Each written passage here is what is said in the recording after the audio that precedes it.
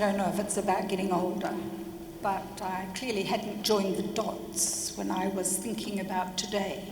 And I hadn't connected that today was St. Francis Day. Today was the day we think about St. Francis. And so when I sent in my collects and readings, I didn't send them in thinking about St. Francis Day. But last night, after it was drawn to my attention, I began to think about what I wanted to say again today. And it became clear to me that there is a link between what I wanted to say today, based on those readings you heard, and St. Francis. Because what I want to talk about is faith. How we live our faith, and what it is that Francis did when about 1202, way back then, in the Middle Ages, after being a prisoner of war and experiencing deprivation, he gave up wealth and privilege to live in an austere life, a simple life, serving those less fortunate than himself. And you can imagine his father was pretty shocked and dismayed about that. In fact, he disowned his strange son, who was choosing a life of poverty and service instead of privilege, a life so very different from his own, and a life that we've become used to identifying with the practice of poverty, that is, without hoarding stuff for another day or keeping back surplus.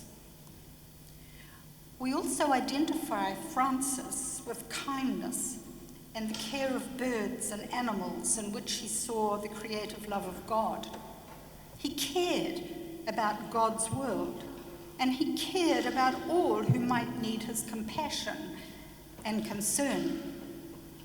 And every day, all day, he practiced his faith, albeit a faith shaped very differently from our own.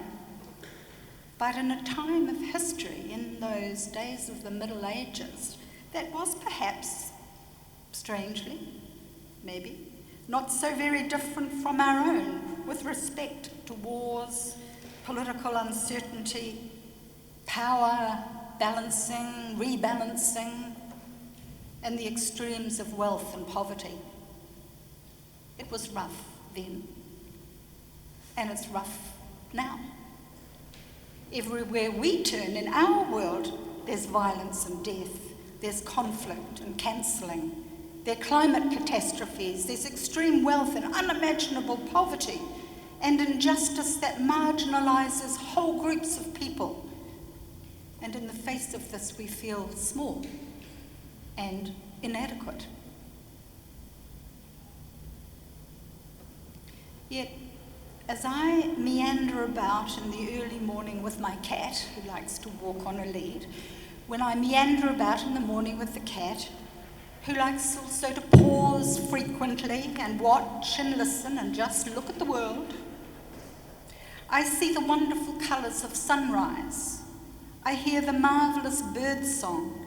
I see the first buds of spring on the flowering trees. And I see the animals, the cats and the dogs, greet each other, putting their noses together. And all seems very well in my small corner of the world. And I really wish it could be like this for everyone, everywhere. And I say, surely that is the goal of all nations. And surely it can be the social expectations of all people, everywhere. Surely everyone should have secure housing, freedom from fear and violence, a sufficiency of food and medical care and education. And surely it includes respect for each other, kindness, and the opportunity to live with dignity. And more, surely it should include the opportunity to pause and enjoy the beauty of the world.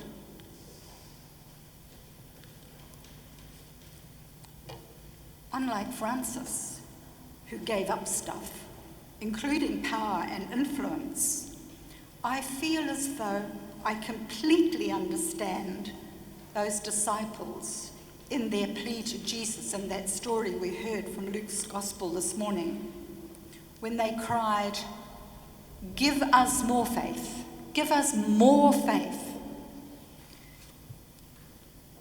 I want to say, if only I had more faith, more wealth, more power, more impressive networks, then I'd be able to make a better contribution to the work of social justice, to increasing access to human rights, those rights that include the right to life and liberty and the security of persons, those rights that are the fundamental goals of the nations that signed up to the United Nations Charter of Human Rights.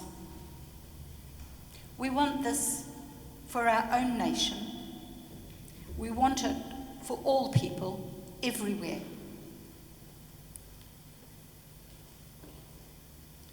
In those first decades of the 2nd century when Luke was writing, they were tumultuous times. His audience of Jesus' followers were a community of embattled, marginalised people, among other groups of marginalised people, trying to eke out a life in the face of the reassertion of Roman imperial power and the restructuring and reclaiming of identity by the Jewish community after the fall of the temple 30 or 40 years previously. We're told there was much poverty, violence, and power-mongering at the time, much othering and marginalising. It seems quite appropriate, therefore, for Luke to present a story to them about Jesus in which the disciples ask for more faith. Luke's audience undoubtedly felt they needed more faith simply to hold on to the vision and the promise of Jesus that they were struggling to hold on to. In our times, we are told frequently by social media, peers and advertisers, that having more of this or that, more money, more youth, more beauty, more power and influence, and a better job with status and information, for example, will make it possible to achieve our goals. It will make it possible to have what we're worth, to have what we deserve. But we need more of everything. Surely, more is much better than less. That bigger is much better than smaller. That's the common sense of our day. That's what we're told over and over and over.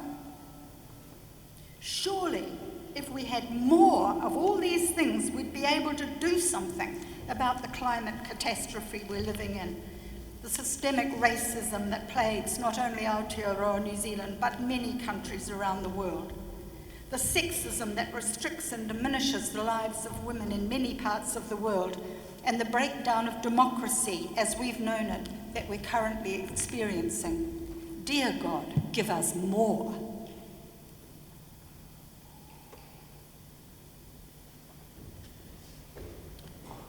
But then there's Jesus. And again, as usual, Jesus turns the whole thing upside down. It's not more that's required, he points to the tiniest of seeds, the mustard seed, as an indication of all the faith that's needed to do impossible things. This is subversive thinking for those first hearers of Jesus living under Roman occupation. Jesus insists that a little faith can do the impossible. A little faith can resist empire. Faith isn't about quantity. It's about courage, imagination, and trust. I think faith is about muscle memory. Have you ever tried to learn a musical instrument or a different language? If you have, you will probably have discovered, as I did, that many repetitions of small movements or many repetitions of short phrases means they more readily flex the fingers to the right keys and more readily flow off the tongue when the time is right to use them. We need to practice and practice and practice. And we need to practice what we say we believe in the same way. Practicing the expectations of our faith, even in small gestures, small expressions of justice, small expressions of love and compassion and outrage, can make a huge difference to the big picture when we're called on to act. Together, collectively, our small expressions of faith, our demonstrations of a lived gospel, can do the impossible. But we have to practice those expressions. Faith is not transactional, however. We don't live justly and practice these things so we will be rewarded with more faith. No, we live justly because that is what faith requires. It is what love one another as I have loved you looks like. Faith is about trusting that the work of God happens through repeated small acts of love, repeated demonstrations of concern, repeated efforts to include, even if no one notices. A bit like Francis in his day. We have to practice our faith muscles, as it were, and by example invite others to do the same in hopefulness and trust.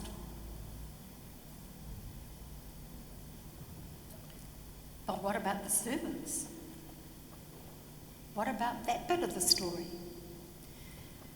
You know, Luke always seems to push his stories to the extreme, always pushes them, sometimes seemingly to the ridiculous, to make his point.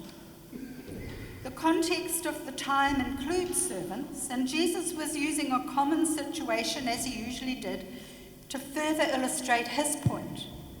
Jesus was not arguing the rightness or wrongness of servants, but rather arguing against a sense of entitlement.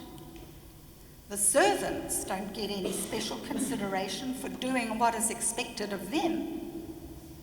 Why should you expect a reward for what is expected of you?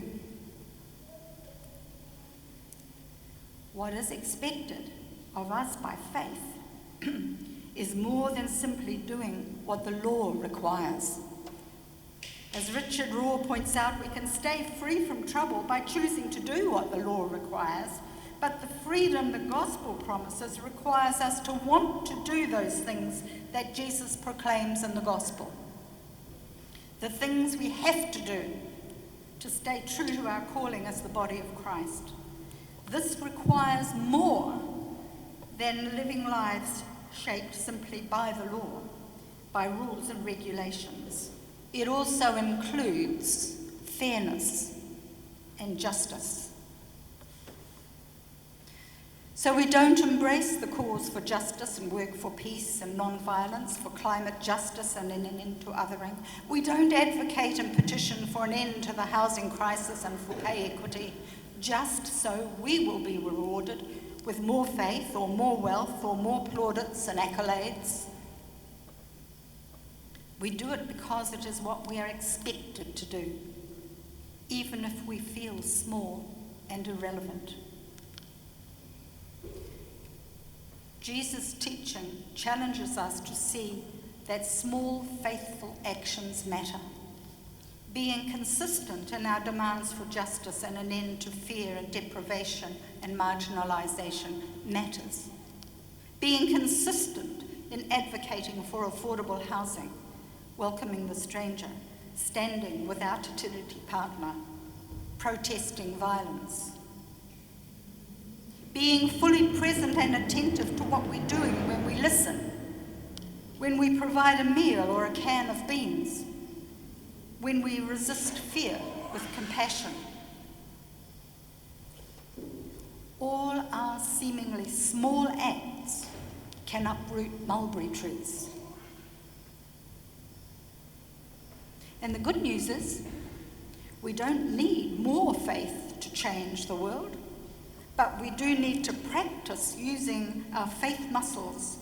We do need to practice living the gospel, practice living faithfully every day, because it is who we are. We need to develop the muscle memory of faith.